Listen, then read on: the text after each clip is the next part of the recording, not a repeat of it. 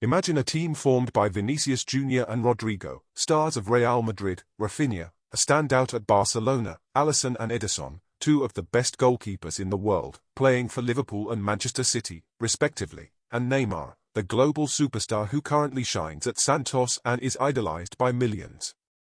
A true dream team. Any football fan would be thrilled to see all these talents playing together.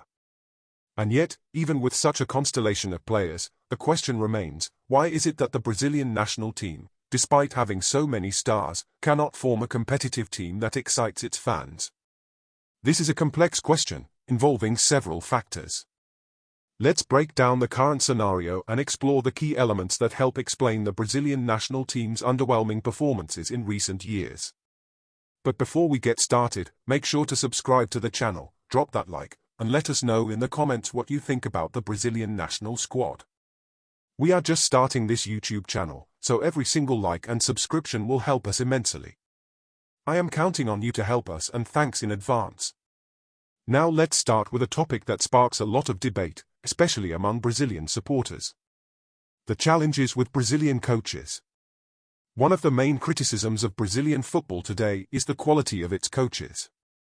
Many argue that Brazil's coaching school has fallen behind compared to other regions, such as Europe, and even other South American countries like Argentina and Uruguay.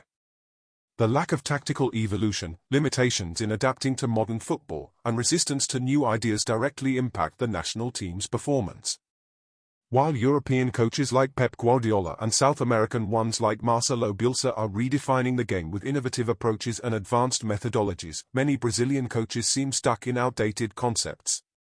This also influences the work done with the national team, where the choice of the head coach often does not align with the demands of contemporary football.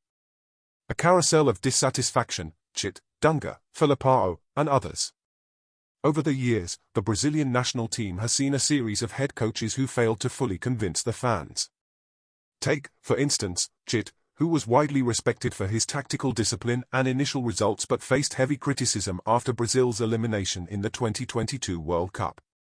Many accused his approach of being overly cautious and lacking the dynamism needed to succeed at the highest level, especially when handling the pressure of knockout stages.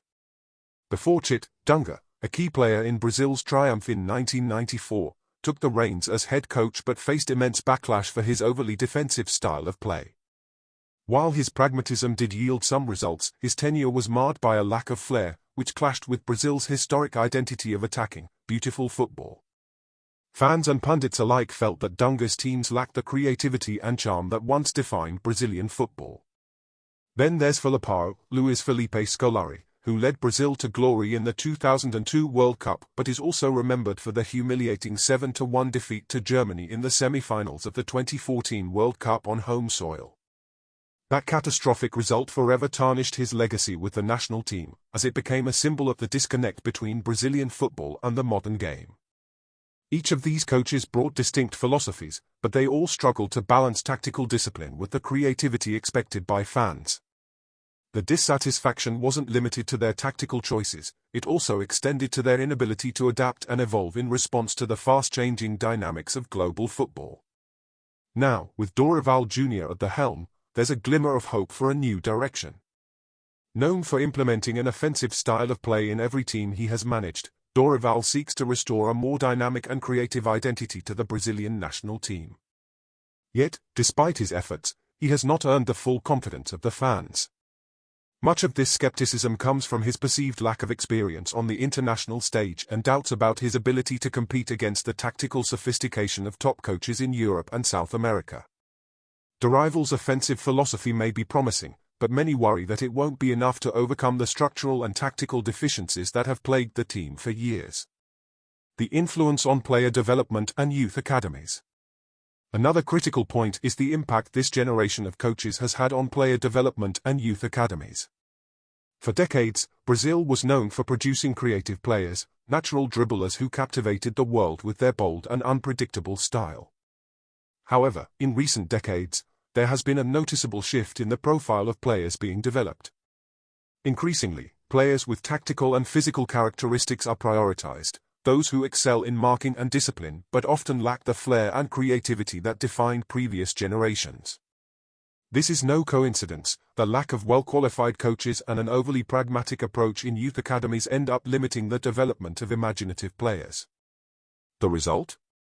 A national team that is less unpredictable, with fewer players capable of deciding matches in magical ways, as Romario, Ronaldo, Ronaldinho, or even Garrincha did in the past. The current generation, star-studded attack but overall imbalance. When analyzing the current generation of players, it's clear that Brazil is still capable of producing extraordinary talents. However, there's a worrisome imbalance. Most of the top players are concentrated in the attack, while midfield and defensive positions lack the same level of quality. Among the standout names in this generation, Neymar, Rodrigo, Vinicius Jr., and Rafinha are undeniably the stars. Yet, all of them are primarily forwards or wingers, with a tendency to operate on the left side of the attack. This creates a tactical challenge for the coach. How can all these brilliant players be utilized effectively and harmoniously in a single lineup? The tactical conundrum, making them work together. Neymar, once recognized solely as a world-class forward, has gradually transitioned into a playmaking role as an attacking midfielder. His vision, creativity, and passing abilities make him a natural choice to play as the team's orchestrator in the midfield, but this shift raises questions about how the team will balance its attacking firepower. Rodrigo, while traditionally playing on the left wing, has shown his versatility and ability to adapt to the right flank. This opens up possibilities for him to operate as a right winger, complementing his teammates. Meanwhile, Vinicius Jr. thrives on the left side, using his explosive pace and dribbling to dismantle defenses, and Rafinha also excels in wide attacking roles, often cutting inside from the flanks. The challenge for the coach lies in integrating these four players into a cohesive unit. Will they be able to coexist without compromising the overall balance of the team? Will it be possible to ensure that the left side isn't overloaded while still maximizing the potential of each player? A historical warning, the Magic Quartet of 2006. This situation brings back memories of the 2006 World Cup, when Brazil's Magic Quartet was the center of attention. Featuring Ronaldo, Ronaldinho, Kaká, and Adriano, the lineup seemed unbeatable on paper. However, despite the immense individual talent, the team failed to live up to expectations. Lack of balance, questionable tactical decisions, and a failure to gel as a unit ultimately led to Brazil's elimination. The story of the Magic Quartet serves as a cautionary tale for the current generation. While the attacking talent is undeniable, building a functional team requires more than just putting the best players on the field. It demands tactical coherence, proper roles, and balance across all areas. Looking ahead to the 2026 World Cup, hope or another disappointment? As the 2026 World Cup approaches, the question remains, will Neymar, Rodrigo, Vinicius Jr., and Rafinha be able to shine together, or will Brazil face another disappointment similar to 2006? The pressure on the coach is immense, as fans expect a team that not only wins but excites and inspires. Success will depend on whether the coach can strike the right balance between individual brilliance and collective functionality. It will also hinge on finding ways to cover the gaps in midfield and defense, ensuring that the team isn't overly reliant on attacking firepower. Will this generation finally break the cycle and reclaim Brazil's dominance, or will the squad once again fall short under the weight of expectations? And now, what do you think? Will Brazil's attacking stars deliver the glory the fans are hoping for in 2026, or are we heading toward another heartbreak? Share your thoughts in the comments below. In past generations, Brazil not only had brilliant forwards but also legendary midfielders and defenders who were world-class references. Think of names like Zico, Socrates, Didi, and Falcao in midfield, or Cafu, Roberto Carlos, Lucio, and Alda in defense. Today, there is a clear scarcity of exceptional players in these areas, making it harder to build a balanced team. Furthermore, the midfield is the heart of any team, and the lack of creative players in this position is one of the national team's biggest issues. Without a solid and inventive midfield, the team becomes overly reliant on individual effort from the forwards. The pressure and weight of the jersey. We also can't ignore the psychological factor. Wearing the Brazilian national team jersey means bearing the responsibility of representing one of the greatest traditions in football history. This pressure can be paralyzing for many players and even for the coaching staff.